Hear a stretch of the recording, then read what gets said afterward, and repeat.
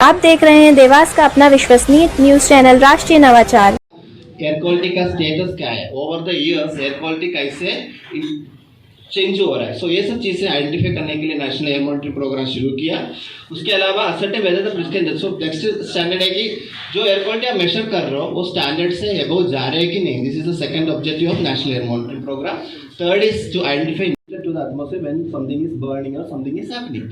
But कुछ pollutants होता है वो रिएक्ट करके चीज कॉल्ड सेकेंडरी पोल्यूटेंट। पोल्यूटेंट्स जो डायरेक्टली एमिट होता है उसको प्राइमरी पोल्यूटेंट्स बोलते हैं। सेकेंडरी पोल्यूटेंट्स क्या होता है, जो प्राइमरी पोल्यूटेंट्स ऑलरेडी है वो दो पोल्यूटेंट्स मिक्स होकर तीसरा।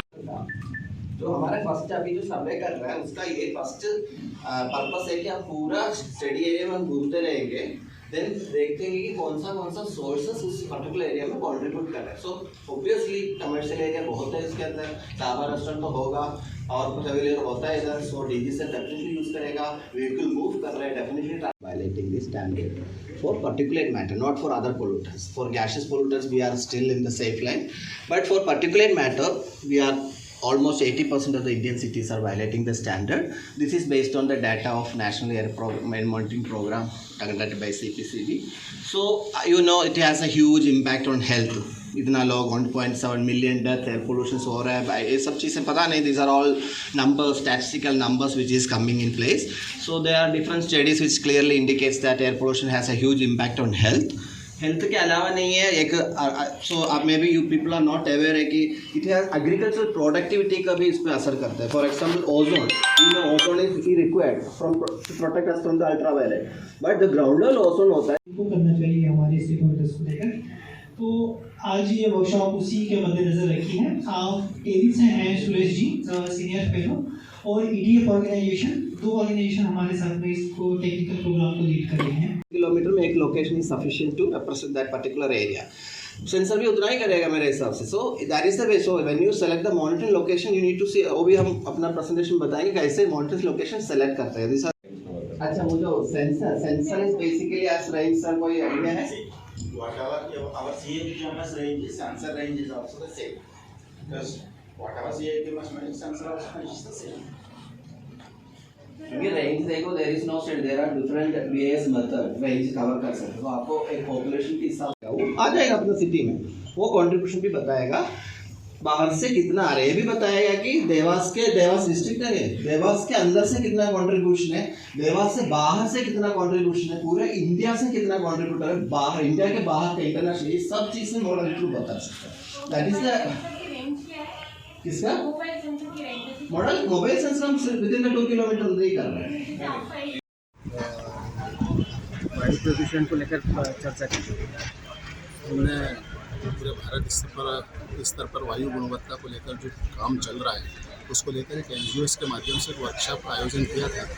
इसमें हमने शहर के सारे गवर्नमेंट डिपार्टमेंट्स जिनकी भूमिका कहीं न कहीं वायु गुणवत्ता को मेंटेन रखने में होती है, उन सबको यहाँ पर आमंत्रित किया और उनके बीच में एक वर्कशॉप का आयोजन किया है।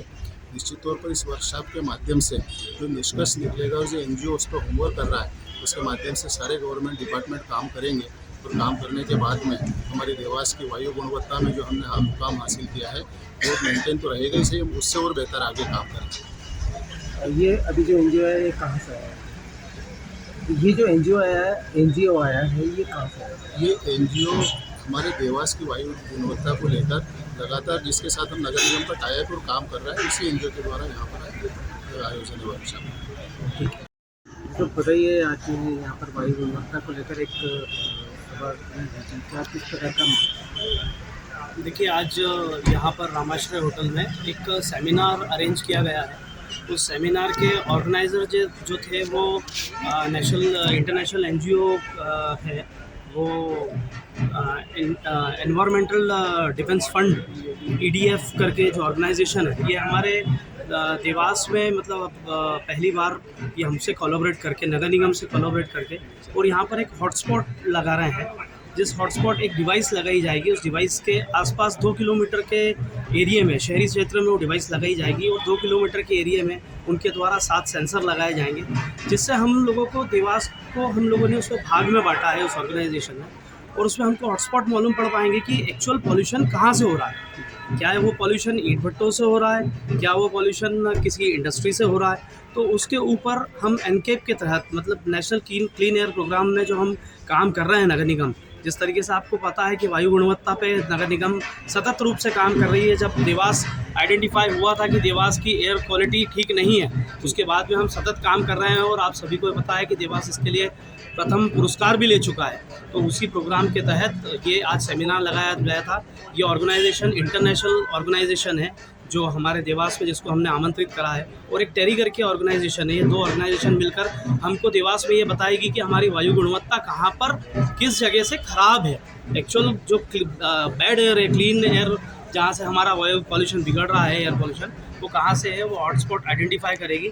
इसके लिए उनकी सर्वे टीम और उनके जो इक्विपमेंट्स लगना है, उनकी डिवाइसेस लगना है, वो देवास में लग चुकी है और इसी के तहत ये सेमिनार रखा गया है। इसमें कुछ इंडस्ट्रीज एरिया को भी आपने चिन्हित कराया कि जहाँ पर पॉल्यूशन ज़्यादा है? जी, हमारे सेकंड फेज़ में हम लोग इंडस्ट्रियल एरिया की जो कंपनीज़ हैं जो ज़्यादा पॉल्यूशन करती हैं, हम उनको भी आइडेंटिफाई करेंगे। और इस क्लीन एयर प्रोग्राम का ये जो आज पहला चरण था, ये सतत चलता है।